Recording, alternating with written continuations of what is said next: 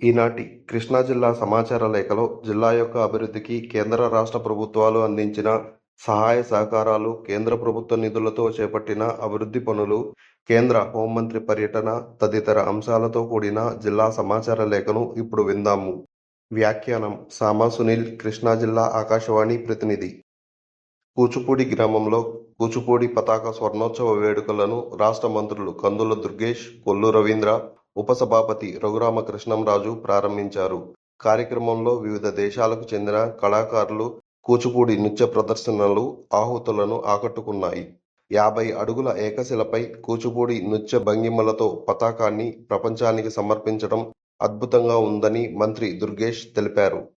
గన్నవరం నియోజకవర్గం కొండపావులూరు గ్రామంలో జాతీయ విపత్తు నిర్వహణ ప్రాంగణ సముదాయాన్ని కేంద్ర హోంమంత్రి అమిత్ షా, సహాయ మంత్రి బండి సంజయ్, రాష్ట్ర ముఖ్యమంత్రి నారా చంద్రబాబు నాయుడు ప్రారంభించారు. కేంద్ర మంత్రులు, రాష్ట్ర మంత్రులతో కలిసి భవన ప్రాంగణ నిర్మాణ సముదాయాలను పరిశీలించారు. ప్రకృతి విపత్తుల సమయంలో సేవలను అందించే ఎన్డీఆర్ఎఫ్, ఎన్ఐడిఎం భవనాలను ప్రారంభించడం సంతోషంగా ఉందని హోంమంత్రి అమిత్ షా తెలిపారు.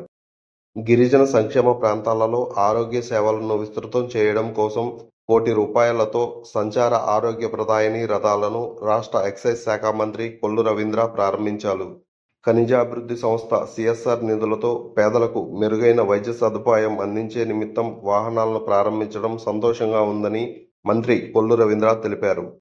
స్వాతంత్ర సమర యోధులు వడ్డే ఓబన్న జయంతి వేడుకలను కృష్ణా జిల్లా కలెక్టరేట్ కార్యాలయంలో జిల్లా కలెక్టర్ బాలాజీ, వెనుకబడిన తరగతుల సంక్షేమ శాఖ అధికారి ఫణిదుర్జటి ఎంతో ఘనంగా నిర్వహించారు.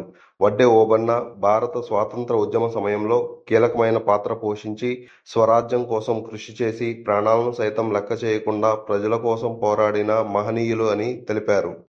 కాటూరు గ్రామంలో స్వచ్ఛ ఆంధ్ర స్వచ్ఛ దివస్ కార్యక్రమాన్ని శాసనసభ్యులు బోడే ప్రసాద్, కృష్ణా జిల్లా కలెక్టర్ బాలాజీ ఘనంగా నిర్వహించారు.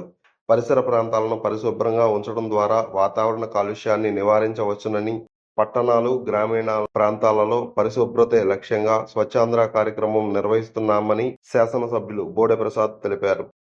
రాష్ట్ర ప్రభుత్వం ప్రతిష్టాత్మకంగా ప్రారంభించిన సూపర్ 6 పథకాలలో ఉచిత దీపం పథకాన్ని ప్రజలందరూ సద్వినియోగం చేసుకోవాలని జిల్లా జాయింట్ కలెక్టర్ గీతాంజలి శర్మ తెలిపారు.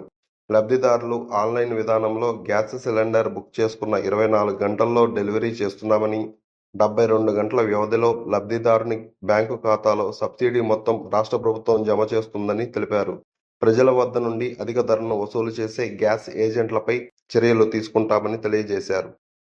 కేంద్ర ప్రభుత్వ పథకం పీఎం సూర్యఘర్ ముఫ్త్ బిజిలీ యోజన పథకాన్ని గ్రామీణ, పట్టణ ప్రాంతాలలో ప్రజలకు చేరువ చేసేలా విస్తృతమైన ప్రచారం కల్పించి ప్రజలు విరివిగా పథకాన్ని వినియోగించుకునేలా చూడాలని బందరు పార్లమెంట్ సభ్యులు వల్లభనేని బాలశౌరి అధికారులను ఆదేశించారు.